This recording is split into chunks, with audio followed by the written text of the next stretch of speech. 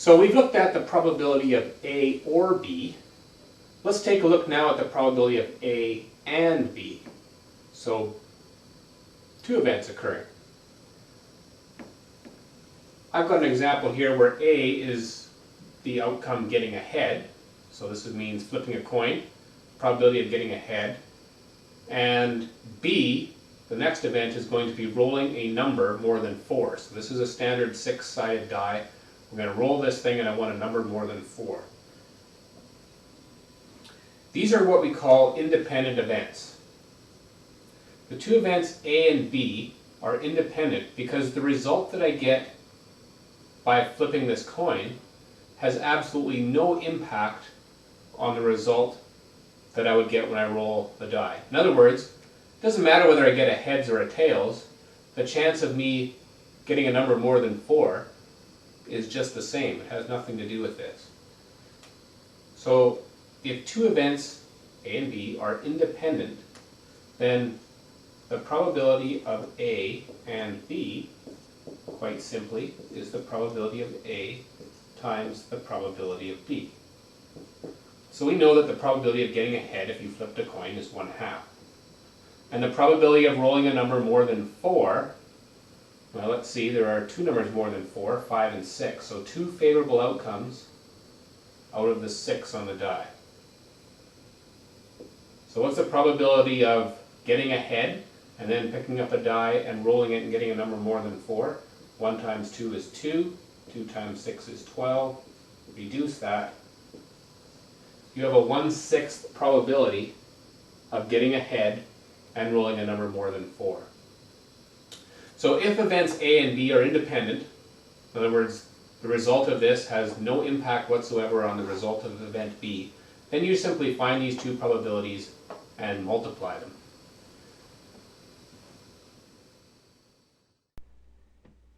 If two events are independent, in other words, the outcome of event A has no effect on the outcome of event B, then the probability of A and B will equal the probability of A times the probability of B.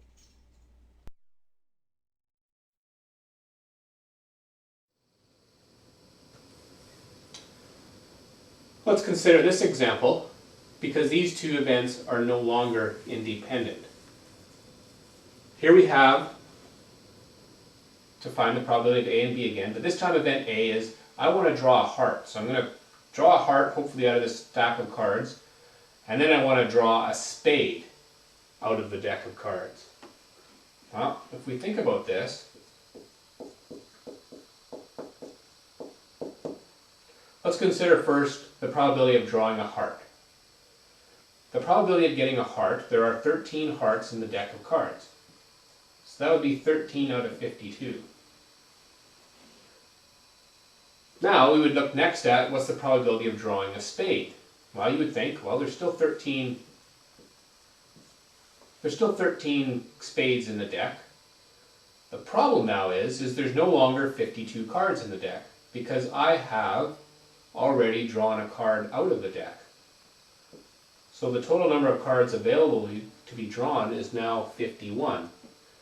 So that's why these events are dependent, because my chances of drawing a heart is 13 out of 52. My chances now of drawing a spade is slightly better because there are now only 51 cards left in the deck. So these are called now dependent events. And the formula for A and B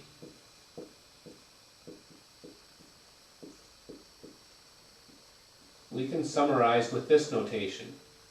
The probability of events A and then B occurring will equal to the probability of A occurring times the probability of B given that A has already occurred. So see this line here? This means the probability of event B given that A has already occurred.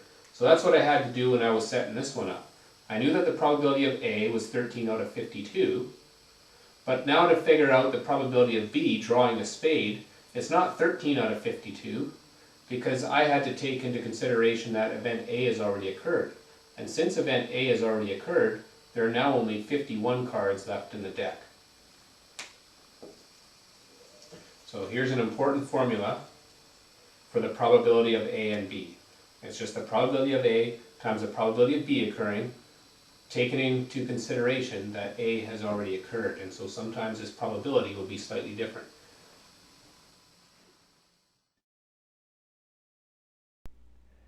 If two events are dependent, in other words, the probability of A has an effect on the probability of B, then the probability of A and B will equal the probability of A times the probability of B given that A has already occurred.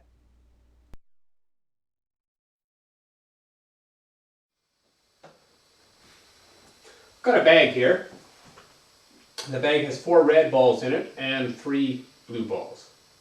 And so there's some questions here on probabilities associated with two events, A and B.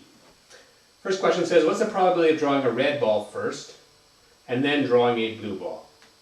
So if I wanted to get a red ball out of here first, there's 4 red out of 1, 2, 3, 4, 5, 6, 7 times. Now I need to figure out the probability of drawing a blue ball, knowing that the red ball has already been drawn. Well, there'll be 3 blue balls out of, not 7 anymore, but 6.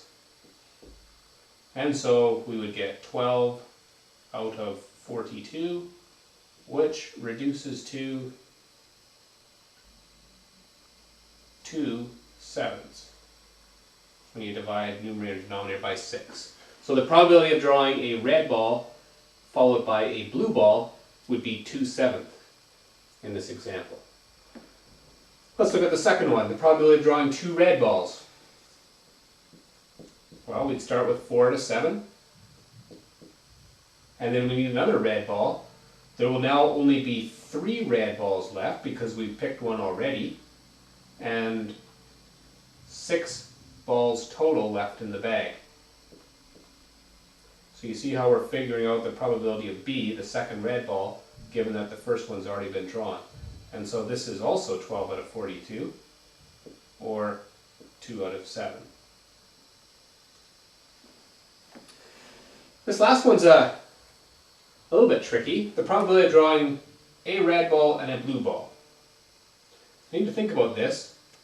At the end of this experiment, I just want a red ball and a blue ball in my hand. So there's 2 ways of doing this. We could start with getting a red ball and then a blue ball, or we could get a blue ball followed by a red ball. Either way, we're going to end up with a red ball and a blue ball in our hand. So if we look at this scenario first, a red ball would be 4 out of the 7, followed by the blue ball, which was 3 out of 6,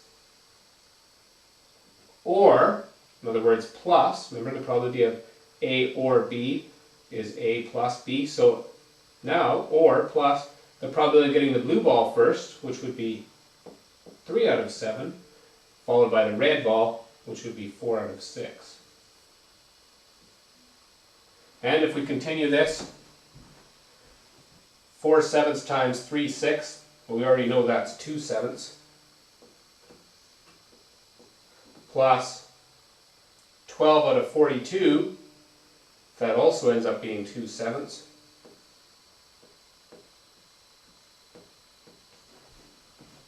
And 2 sevenths plus 2 sevenths ends up being 4 sevenths. So the probability of drawing 2 balls out of this bag and ending up with a blue one and a red one is 4 out of 7.